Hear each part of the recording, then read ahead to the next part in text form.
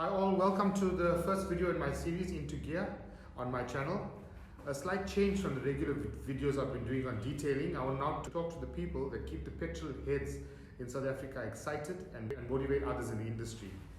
Look, we've all heard of Detroit being the motoring capital of the USA. Well, our Detroit right here in South Africa is our windy city of Port Elizabeth, where everything motoring happens.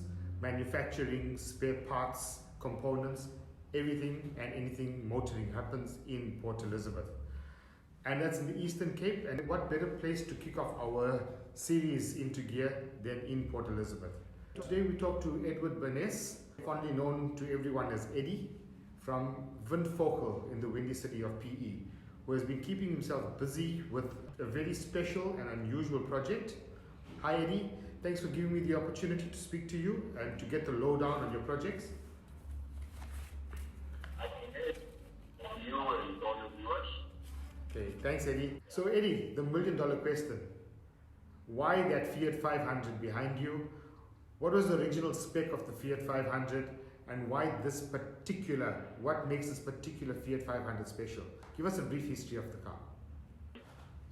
If I have to answer your first section of your question, this special came out in 1959. It was known as the came up with a short opening, and it was one that the Columbus was born out of 62-cylinder engine, and they born out for was a 477 from the original 450.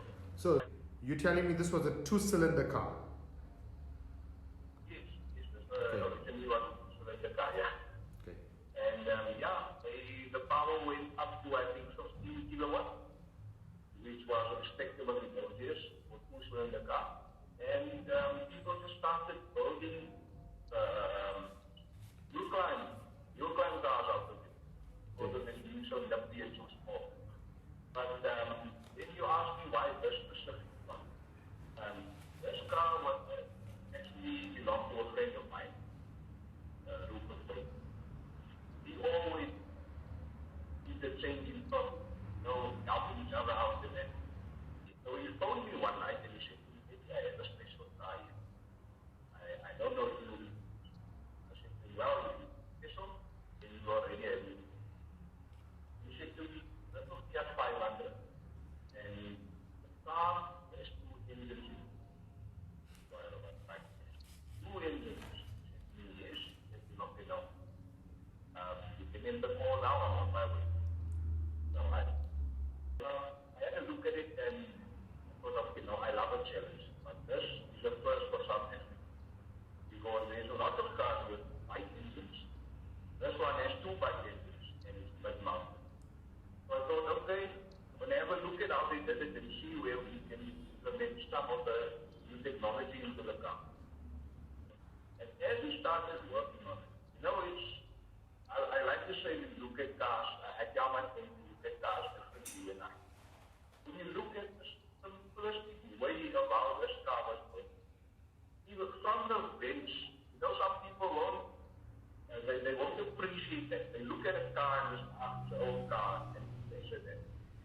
This car has two-side doors, it has special bench inside that you have to open manually, they sit under the dashboard, all the little small things that you don't see down nowadays. And we looked at how they did the setup. So what we have here is a mid-mounted setup. We have two bike engines, 1100 GSX R engines. They were said to be out of the Katanas. And they were strengthened. They even ran NOS on this car. Believe it or not. The thing is, what started off as a two-cylinder car finished off not only with two engines but also nitrous oxide. Yes. It is two-cylinder, it's 8-cylinder now. So we looked at the whole setup. They basically built the car to be a drag racing nightmare to our cars. Because if you look at the setup they had at the back, they went with a full-on straight to chassis setup. There's no mountings, there's no suspension. Okay. It works on the principle as a one bike motor. That is how it is. So, and it has no reverse gear. These bike engines. So, we're basically changing the whole setup now. We're going with the soft frame, one intermediate frame where we're mounting a flywheel block. So we'll be making use of a starter motor as the reverse gear. Okay. And we're also adding a suspension, NTV the suspension, which will allow us to use the car on the racetrack, or hill climb, or for anything for that matter.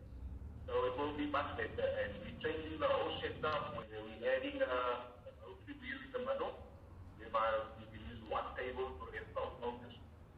And the clutch is changing to pneumatic cylinders. Okay. So I'll be able to shift the car off the steering. What gearbox are you running on that?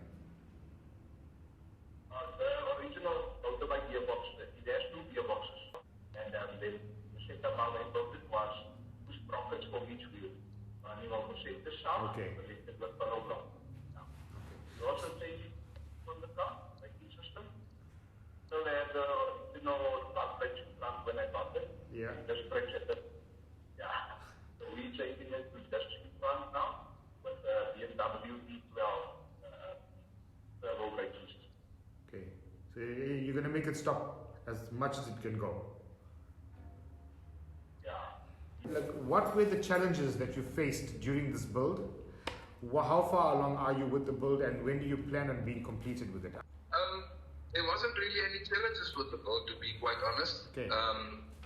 The way that started off the project, I'm sure it is what they expected it to be. Okay. But as I say, we just wanted to add some new technology to it and make the car more fun than just be something that you can only use on a dragster. I would like to get into it and maybe go around the block, and maybe down the main road without any issues. So, yeah, there wasn't any really challenges with it, but as I say, just some new technology we added to it. Okay. Look, I know of the other special build that you were busy with as well in your garage, the Opel Kadett. Give us some details on that. Okay, yes, the 1984 model GTE, which is also a very unique car to South Africa, when they were marketed those years when they were built as the Blitz, because the GM badge, the lightning badge, Yes. as they say, twice in Afrikaans, this used to be called the Blitz. I wanted to do a GTE build, and it was actually difficult to find one that was still in decent shape. So I came across one, and when I went and checked the car was in a fair condition. But one problem was that the engine was changed. The car had a 2-liter 8-valve engine in it, and it was in pieces. It only had a block sitting in the engine bay, and the other parts was in the boot. And the GTE wheels was also gone. So I bought the car, brought it home. The aim was to bring the car back to original, in the original white color that they came out in South Africa. But the one challenge was the car was not matching numbers anymore. It had a 2-liter bottom end in it, and it had a 1800 cylinder in the boot, and so it would never have been untouched. So I thought, look, the car's not original, man, per se, when you refer to the engine numbers. So I'm going to give it my own flavor. I asked my son, because my son also told me, Pa, keep the car original. So I told him, what's going to make this car different to the next GTE? Say, for example, if we go to a show, you'll have 4 GTEs, all in white, all original. What's going to make this one different? So I said, I want this car to be different. When you open your eyes and you look at it, you won't see original GTE. You'll see one that's unique. But you must know it's a GTE. Yes. So that's when we started. I browsed around to see what can I do with color. I wasn't about to do any funny stuff to the car body-wise,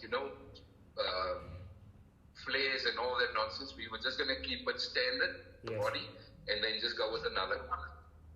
So we stripped the car. I set every single bolt and nut, every part on this car was plated.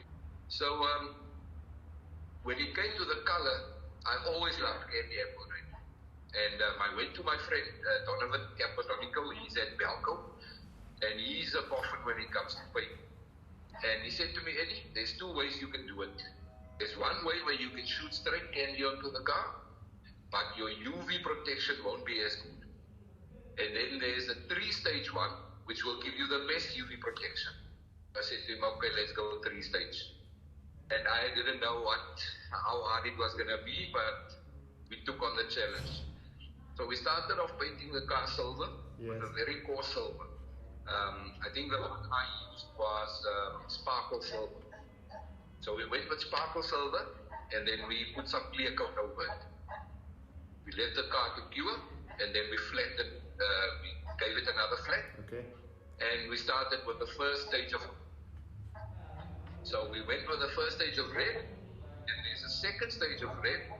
You give them a 15-minute flash of time in between. Yeah. Then you put the second stage on the first one, and then you go with clear coat again. So I have to say the car came out very nice. The color is on point. When you put the car in the sun, you don't know what to do. Well, look, you're going to show it. You're going to show it to us now, right? Eddie, before we go and have a look at the cars in detail, tell us what makes your hometown of PE unique in the automotive scene. Anything different from the rest of the country? Krinesh, I would say what makes PE different is the fact that PE is such a small place. Yeah. I can get into my car and visit one of my other friends that's also busy with a build, or anyone for that matter, within 15 minutes of time. Anywhere in PE. PE is a small place. So when it comes to the car scene, PE is quite active. Right. We have drag racing events, we have stance events, we have wheel spinning events, we have dyno days, we have you name it. And it's a small place, so that's the nice thing about it. You can visit your friends, go for advice, all within 15 minutes. It's good. It's good if you have that luxury, eh? In a small place. No, that's a nice luxury. And Eddie, if you had a chance to build just one more car and you won't do any other builds after that for the rest of your life, what car would that be, and what would you do to it?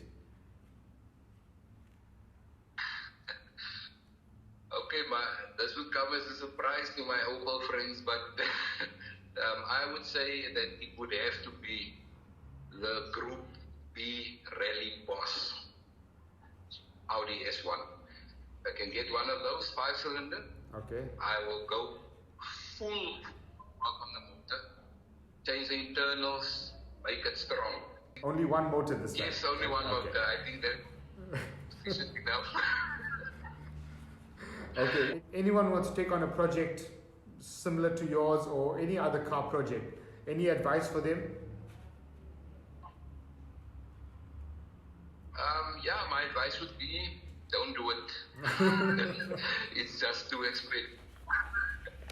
But if you absolutely have to, I would say, do what makes you happy. Don't follow others, that's what makes us unique. That's what makes us unique. The fact that you can video call me from Durban now, just to have a look at the Fiat. That's what it's about. Yes. We don't want to be the same as the next one, Try to be different, try to do something different. Yeah. And if you want to, you document it and work according to a plan. Don't just do things out of your head. You're going to lose it. So, Eddie, give us a quick walk around on your cars, the engine of this car, the Kadett as well. Yes, sir. We went with BMW E30 headlights on it. Yes. And then we went with F1 style mirrors, original mirrors with the engraving on it. The engines, if you can have a look in here. Here the engines are sitting next to each other. You guys must just excuse because we're still busy with all this. This is just a temporary setup. Okay. Is the engines next to each other. And we have a nice control panel that we also starting both engine off. Okay. The side, one of the exhaust pipes. I had one on the side, one on that side, and the wheels are required. I didn't get any rear lights with the car, so we decided to stick to a motorbike theme. So I bought 2 sets of Yamaha R1 taillights that I had nicely fitted into the body. When it comes to the boot lid, you must excuse me for this, we're still busy as I say. We're going to fit the fuel cell here. The car originally had a tank in front, but I decided to move it to the back just in case anything happens. I don't want fuel rushing all over me. So yeah, that is Fiat video. Any upper red color? Okay. Okay. That's done nicely, eh? Yeah. So every single thing is done on it. Everything new, like this water bottle here is brand new. All the bolts, all the aluminium we took to wet blast. This is a stock standard 2-liter 60mm turbo motor, TS motor.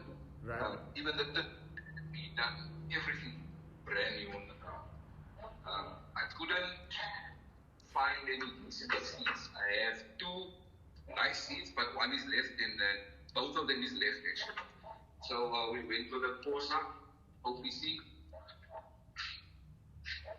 type seats. I can maybe just lift this up for you. Okay. Yeah. Well, those are actually very nice.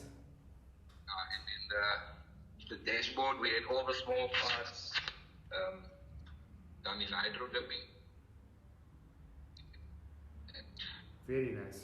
So yeah, we're also busy with it still. As I say, the lockdown gave us a knock. So yeah. No, but that is it.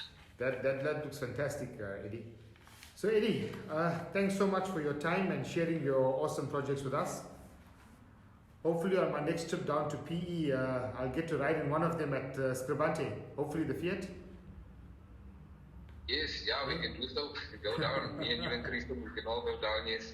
Okay, and then before we close, any message to any of your guys that helped you with this build? The next person that I have to thank is my friend Walter.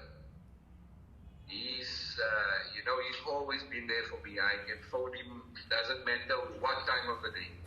He helped me with both of the cars, and it's only me and him in the workshop, and he's always been there for me, so I have to thank Walter.